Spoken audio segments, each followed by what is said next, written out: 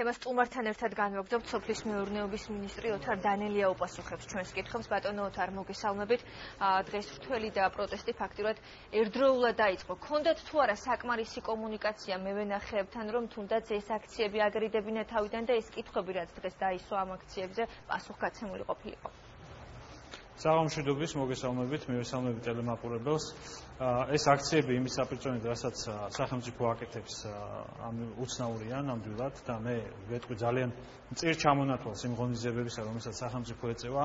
მე მინდა ყველა შეგახსენოთ შავშანდელი რთველი, რომელიც მხოლოდ კახეთის რეგიონზე იყო 170 მილიონი ლარის შემოსავალი და შეგახსენებთ ასევე სიტყვისაწინააღმდეგო სისტემას და 30-ზე მეტ პრევენციას მიმდინარე წელს.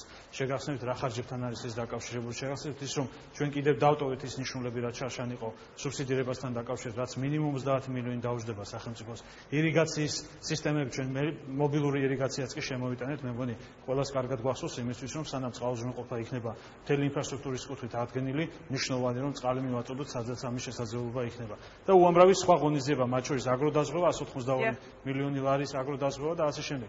ეს გახლავთ ის კომპლექსური ერთობლიობა ღონისძიებებისა, რომელიც ჩვენ გავატარეთ და პლუს ამას ჩვენ ვიბარებთ ყურძენს იმ შემთხვევაში, თუ ქარხანა ვერ იბარებს და ყველაფერი ამის საპირწონედ ჩვენ ხედავთ საპროტესტო აქციას. ძალიან უცნაურია, რა თქმა უნდა. მე მესმის, რომ რაც შეიძლება მეტი უნდა ადამიანს მოგება ნახოს, ჩვენთვის პრიორიტეტი არის გლეხი. მე ამას ხშირად ვამბობ, ჩვენ ამას სულ ვიმეორებთ და სწორედ მათი ინტერესებიდან გამომდინარე და არის უცნაური პროცესი მართულია. ვიზზე გაქვთ ეჭვი, ანუ ფიქრობთ, რომ პროტესტის საფუძველი არ არსებობს და ის მხოლოდ ხელოვნურად არის შექმნილი? რა თქმა უნდა, მე ვფიქრობ, რომ არ არსებობს პროტესტის საფუძველი, ვინაიდან რეალურად ყველა ღონისძიება არის გატარებული იმისთვის, რომ რთველი ჩატარდეს ისე, როგორც უნდა ჩატარდეს. კონდიციური არ იყო ყურძენი აქამდე, ამიტომაც ის კითხვა თუ რატო იწყება დღეს ან ხვალ, გახლავთ სწორედ აქედან გამომდინარე, ეს შეიძლება ყოფილიყო 7-ში და შეიძლება ყოფილიყო 15-ში. ანუ ეს არის ჩვეულებრივი ბუნებრივი მოვლენა, კონდიციაში შევიდა ყურძენი და შესაბამისად უკვე რთველს ექვემდებარება. ეს არის მარტივი მოცემულობა, ანუ პროტესტი დაიწყო მანამ, სანამ რეალურად დაიწყებოდა რთველი. რას დაარქვათ თქვენ ამას საინტერესოა? იმიტომ ხომ არა, რომ მათ უკვე იციან წინასწარ რეალურად რა ფასში ჩაიბარებენ, ანუ ქარხნები მოსავალს. კარგით, ანუ ეს უკვე მეორე თემაა. აქ საუბარი არ არის იმაზე, რომ არის ჩაბარების პრობლემა, აქ ყოფილა ფასის პრობლემა, ხო? ფასის პრობლემაში ჩვენ მე მგონი თქვით, რომ ჩვენ არჩევთ ფასიც მათთვის დაბალია, როგორც გლეხები ამბობენ. დიახ, სწორედ ამას გულისხმობ. ანუ თემა არის ერთის მხრივ თანხლებით იმაზე, რომ ჩაბარების პრობლემა არ არის. ჩვენ თქვით და ჩვენ ამ სიტყვას შევასრულებთ. სახელმწიფო არ დატოვებს არც ერთ კილოგრამ ყურძნის ჩაუბარებას.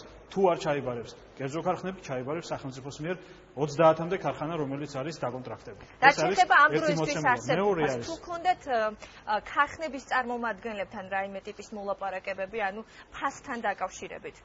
ჩვენ შეგნებულად არ ვეხედით ფასს, მე მხოლოდ შემიძლია გითხრათ, რომ ალტერნატიული ფასი რა ფაშიც მზად არის სახელმწიფო ჩაიბაროს გახლავთ 60 თეთრი თეთრი ყურძნის შემთხვევაში, 85 თეთრი საფერავის შემთხვევაში. ეს გახლავთ ჩვენი ფასები ჩასაბარებელი, ვინაიდან ჩვენ არ გვინდა ვიყოთ კონკურენტები კერძო სექტორისთვის. ეს არის ძალიან მნიშვნელოვანი, იმიტომ რომ რა თქმა უნდა ჩვენთვის ყველაზე მნიშვნელოვანი არის გლეხი და მათი ინტერესები, მაგრამ ანგარიში აუცილებლად უნდა გავუწიოთ იმ ქარხნებსაც, რომელთაც აქვთ ჭარბი მოსავალი, რომლებიც რეალურად რეალიზაციაში მე ვიყოდი, რომ საკმაოდ შემცირდა ექსპორტი, ვიცი ჩვენ და ყველა ქვეყანაში შემცირდა, ეს არ არის მხოლოდ ერთი ან ორი ქვეყანა. მოხმარების პრობლემაც არის, სწორედ ამიტომ არის არსებული ფასები, რომ მოხმარება არ არის საკმარისი. მოთხოვნა აბსოლუტურად სწორი ბრძანდებით, მოთხოვნა შემცირდა და ჭარბია მოსავალი. ანუ ყველა იმ ღონისძიებების და სახელმწიფო ხელშეწყობის პროგრამების ფონზე გაიზარდა მინიმუმ 30%-ით მოსავალი და რა თქმა უნდა შემცირდა მოთხოვნა. ეკონომიკური ზოგადად რეგიონში არსებული მდგომარეობიდან გამომდინარე.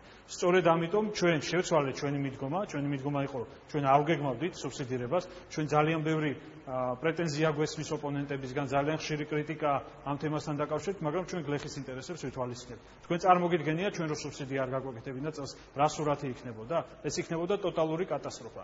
ამიტომ ჩვენ მივიღეთ ეს ძალიან მძიმე გადაწყვეტილება და მაქსიმალურად გამოვყავით ის რესურსი, რაც სახელმწიფოს გააჩნია. საერთოდ რამდენად გამართლებულია სუბსიდირება? თქვენ ახსენეთ, რომ არაერთი კრიტიკა ისმის ამ მხრივ.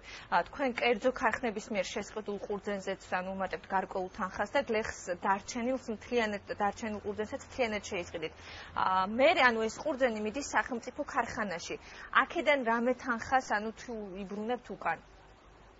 რა თქმა უნდა, მე ხდება ამის რეალიზაცია, შეიძლება გააჩნია რა ტექნოლოგია იქნება და ეს ღვინოდ დადგება თუ სპირტად გამოიხდება, ეს ამაზეა და დამოკიდებული და მე უკვე ჩვეულებრივად აუქციონის წესით იყიდება ეს ჩვეულებრივი პრაქტიკა გახლავთ. რა თქმა უნდა, რომ მაქსიმალურად ჩვენ ის უკუგება ვნახოთ, რომ ეს თვითონ მინიმალური ზარალი ნახოს სახელმწიფო, მაგრამ როგორც წესი ეს მომგებიანი ბიზნესი სახელმწიფოსთვის ნამდვილად არ არის. კარგი, დიდი მადლობა. ოთარ დანელია, სოფლის მეურნეობის მინისტრი, პასუხობდა ჩვენს შეკითხვას.